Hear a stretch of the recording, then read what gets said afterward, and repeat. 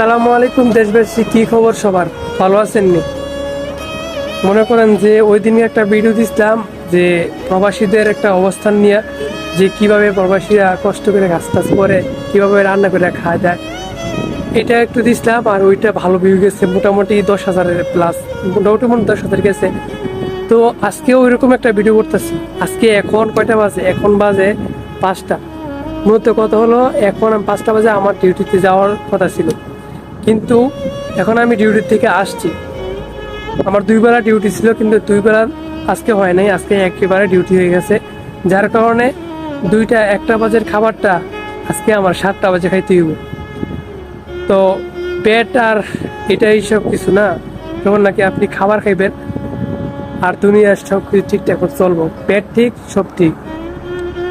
এখন এই পেটটাই বেচার জন্য 7টা বাজে গেছে, 2টার জায়গায় 7টা বাজে আমার খাবার খাইতে হইব। 5টা বাজে আসছি, খাবার রান্না করতে করতে 2টা বেজে যাবে।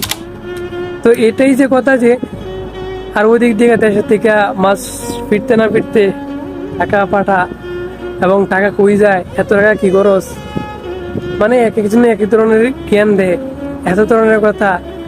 মানুষের প্রবাসীদের প্রতি এত বিক্ষোভ, যা একদম বলার বাইরে। কষ্ট করে কাজ করার পরে কি তার একটা কোনো ফিউচার নাই? তাকে এত জ্ঞান দিতে হবে?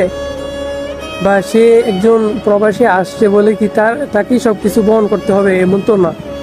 তো এটা আমরা সব বেশি একদম ভুল করি।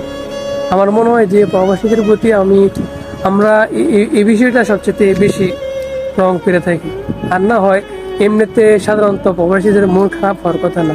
একজন প্রবাসী আসছে, হ্যাঁ কষ্ট করে কাজ করতেছে, ঘাম ঝরে, সে বুঝে কি করতে হবে, কোথায় কত দিতে হবে।